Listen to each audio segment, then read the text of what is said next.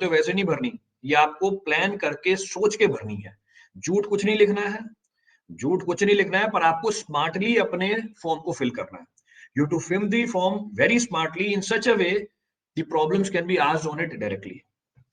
Any info regarding IRMS? नहीं, कोई information नहीं है। अगर आती तो आपको मेरे से पहले पता होती। अगर IRMS के बारे में कोई भी इन्फॉर्मेशन आती है आपको शायद मेरे से पहले पता होती। तो कोई इन्फॉर्मेशन नहीं है, इस बारे में परेशान मत हो। जब इन्फॉर्मेशन आएगी अपने आप सबको पता चल जाएगी। 10 लोग बाहर बैठे हुए हैं आपको इन्फॉर्मेशन देने के लिए, 10 वीडियो आ जाएंगे IRMS के ऊपर। जैसे ही IRMS के जो डायरेक्टर है रेलवे के, उनको नहीं पता होगा, बाकी 10 लोगों को पहले पता चल जाएगा, तो वो आपको वीडियो दे देंगे, तो वहां जाके पूछ लेना। मेरे पास बस काम की चीज मिलेगी। तो जब IRMS आने वाला होगा पहले 10 वीडियो मार्केट में आ जाएंगे, वहां पे जाके देख लेना। तो अभी कोई इन्फॉर्मेशन नहीं है उसके बारे में। Presently there is no information. चलिए, तो next point of reference, next point of reference, next point of reference, next point of reference, same, again same. अपना telephone number, mobile number, fax number. फिर से फैक्स आज कोई use नहीं करता है, आप इसको यूज कर सकते हो अपने एडवांटेज के अंदर। You can use the fax number in terms of your favour, कि आप एक ऐसा नंबर ड्रॉप करो यहाँ पे, ऐसा नंबर ड्रॉप करो जैसे एग्जांपल कोई प्रोमिनेंट ईयर। हाँ, एक चीज बताना भूल गया, अभी आगे आपका आएगा, कहाँ आएगा आपका, डेट ऑफ बर्थ था कहीं पे, देयर विल बी सम, हाँ आगे आएगी डेट ऑफ बर्थ, उसमें फिर डिस्कस करता हूं मैं। उसी के लिए एक और पॉइंट यहाँ पर है, जब आप फैक्स नंबर पुट करोगे या जब आप टेलीफोन नंबर, तो आपको अपने घर का ही डालना पड़ेगा, फैक्स नंबर होता नहीं है। फैक्स नंबर में आप कोई ऐसी प्रोमिनेंट डेट या प्रोमिनेंट ईयर छोड़ सकते हो जिसके ऊपर सवाल बने। You can leave some prominent date और prominent year over which the problem can be asked. जैसे एग्जांपल 1947 इंक्लूड कर दो उसके अंदर, इंक्लूड 1947। तो भले ही फैक्स नंबर नहीं है आपका, आपने लिखा इस तरीके से कि उसमें 1947 है, आपसे सवाल पूछेगा इसके ऊपर।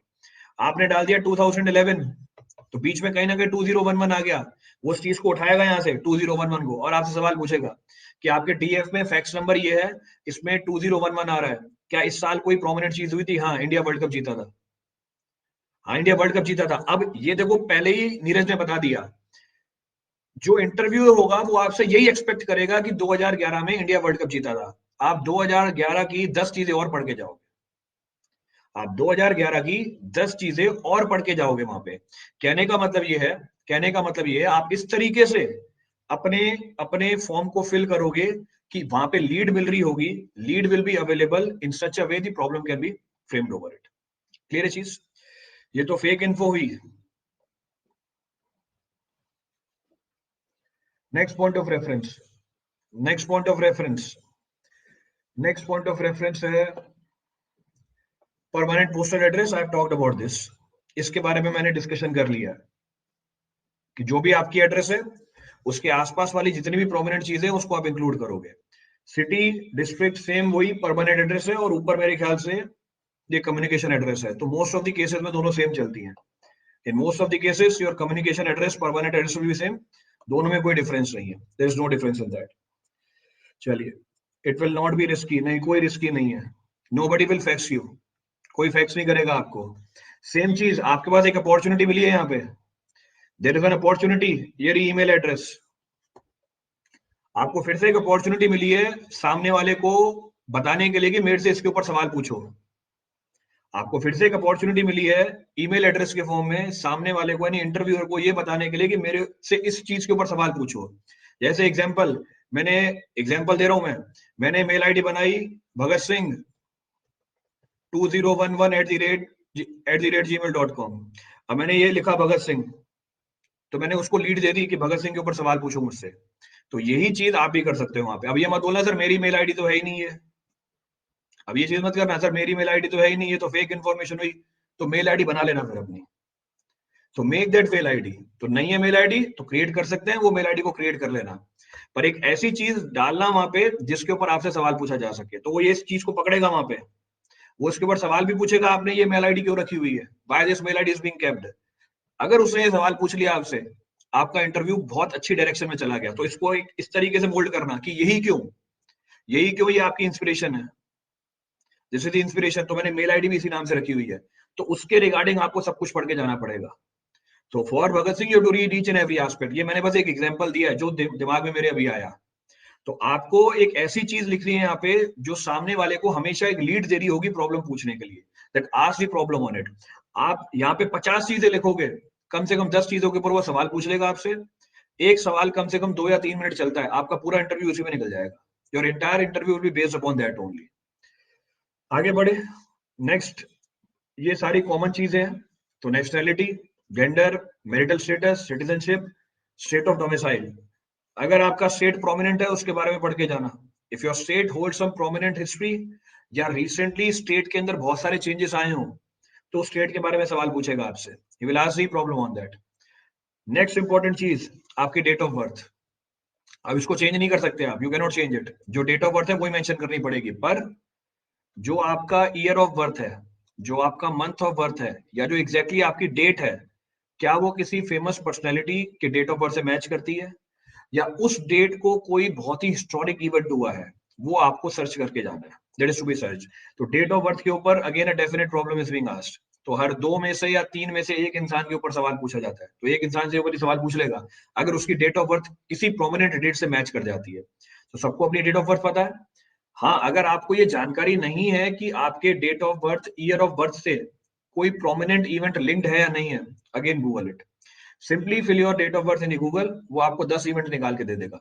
Simply make a note of all the events. जो भी चीजें निकलती जा रही है उसका या तो प्रिंट आउट निकाल लेना या उसको सेव करके रख लेना। तो आपको अपने इंटरव्यू की तैयारी इस तरीके से करनी है। तो जो आपका टेक्निकल पोर्शन से हटके पोर्शन होगा, उसकी प्रिपरेशन आपकी इसी तरीके से चलेगी।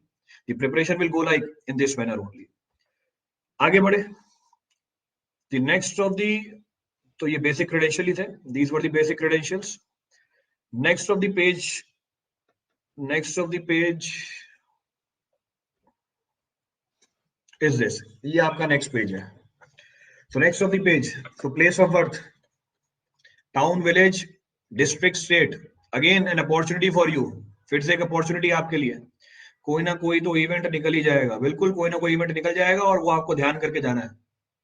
तो कोई ना कोई इवेंट निकल जाएगा और वो आपको ध्यान से पढ़ के जाना है वहां पे, क्योंकि इसके ऊपर प्रॉब्लम्स बनते हैं वहां पे। मेरा क्वेश्चन भी देख लीजिए, क्या है क्वेश्चन। जब मैं डिस्कस कर रहा हूं तब मैं क्वेश्चन नहीं देख रहा हूं, मेरी सारी कॉन्सेंट्रेशन डिस्कशन के ऊपर ही है। कहां पर है आपका question?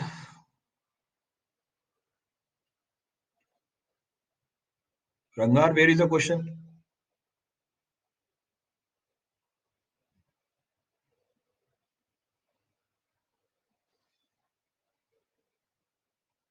I have 8 number in eyes, क्या मेडिकल में कोई प्रॉब्लम होगी? रंगार, अभी क्लास किसकी चल रही है? अभी डिस्कशन किसका चल रहा है? इसलिए नहीं देखा था मैंने वो क्वेश्चन, या इसका जवाब नहीं इसलिए नहीं दिया था। अभी डिस्कशन किसकी से चल रहा है? अभी हम मेडिकल के ऊपर डिस्कशन नहीं कर रहे हैं, अभी हम इंटरव्यू के ऊपर डिस्कशन कर रहे हैं। वी टॉकिंग अबाउट टीएस, इसलिए उसको मैंने अवॉइड कर दिया था। My date of birth coincides with the independence day of Pakistan. Will this question be a plus point? Definitely। तो आपने तो एक पूरा स्कोप ही ओपन कर दिया। आपकी डेट ऑफ बर्थ कोइंसाइड करती है with the independence day of Pakistan, तो एक्सपेक्ट करके चलना सवाल बनेगा इसके ऊपर। He will ask you problem on this. ये भी पूछेगा कि जो पार्टीशन हुआ हमारे इंडिया का, क्या आप उसको सपोर्ट करते हो नहीं करते हो, क्या इंडिया इससे बेनिफिट हुआ या नहीं हुआ है। तो ये सारी चीजें तैयार करके जाना, ये सारी चीजें तैयार करके जाना, और इस तरीके से कि आपको अपनी बात पॉजिटिव तरीके से रखनी है। So you have to present all your observations, all your thoughts, everything which is there in your mind in a positive sense। तो हर चीज को आपको पहले से प्रिपेयर करके जाना है। तो पाकिस्तान के इंडिपेंडेंस डे के साथ मैच करती है, बहुत ही बढ़िया अपॉर्चुनिटी है, इसको अच्छी तरह से तैयार करके जाना। ही में ask any type of problem on this. जैसे एग्जांपल मैंने अभी आपको सोच के बताया, अगर मैं आपकी डेट ऑफ बर्थ देखता, पाकिस्तान के इंडिपेंडेंस के साथ मैच कर रही है, पहला सवाल ये बनता, आपकी जो डेट ऑफ बर्थ है, क्या उस डेट को कोई प्रोमिनेंट इवेंट हुआ है हिस्ट्री में? पहला सवाल ये बनेगा। तो आप बोलोगे हाँ सर, इंडिपेंडेंस हुई थी, पाकिस्तान बना था उस समय, तो इंडिपेंडेंस डे है पाकिस्तान का। अगला सवाल जो हर किसी के दिमाग में आता है, ये जो पार्टीशन हुआ इंडिया का, क्या ये बेनिफिशियल है इंडिया के लिए? अगर पार्टीशन नहीं होता और पाकिस्तान इंडिया का पार्ट होता, क्या सिचुएशन चेंज होती आज से? कहने का मतलब है पॉजिटिव डायरेक्शन में या नेगेटिव डायरेक्शन में। हम आज से और बेटर पोजीशन में होते, या अगर पार्टीशन हुआ तो हमारी पोजीशन कंपैरेटिवली ज्यादा अच्छी है। तो आपको जो भी अपने थॉट्स रखोगे इस तरीके से रखोगे कि वो पॉजिटिव डायरेक्शन में जा रहे हैं, they are running in the positive direction. आपको किसी की बुराई नहीं करनी है वहां पे। तो ना आपको इंडिया के बारे में कुछ बोलना है, ना आपको पाकिस्तान के बारे में कुछ बोलना है। तो इस चीज का ध्यान रखना, take proper care of that. तो आपके पास एक अपॉर्चुनिटी है इस चीज को अच्छी तरह प्रिपेयर करने की। Next next next next is regarding the community. तो ये आपको एज पर योर कम्युनिटी, जो भी इंडिविजुअल कम्युनिटी है वो फिल करना है, जो आपने अपने ओरिजिनल फॉर्म में भरा होगा, जो आपने अपने ओरिजिनल फॉर्म में भरा होगा, सेम वही चीज फिल करनी है आपको यहाँ पे। साथ में सर्टिफिकेट्स भी लगाने पड़ते हैं, तो उस चीज का ध्यान रखना। कई लोग पूछते हैं कि मैंने फॉर्म में फिल तो कर दी कैटेगरी, पर मेरे पास रेलेवेंट सर्टिफिकेट नहीं है, तो वो उसको वैलिड नहीं मानेंगे। तो उस चीज का ध्यान रखना है यहाँ पे, टेक प्रॉपर करो दैट। तो जो सर्टिफिकेट हो वो रेलेवेंट अथॉरिटी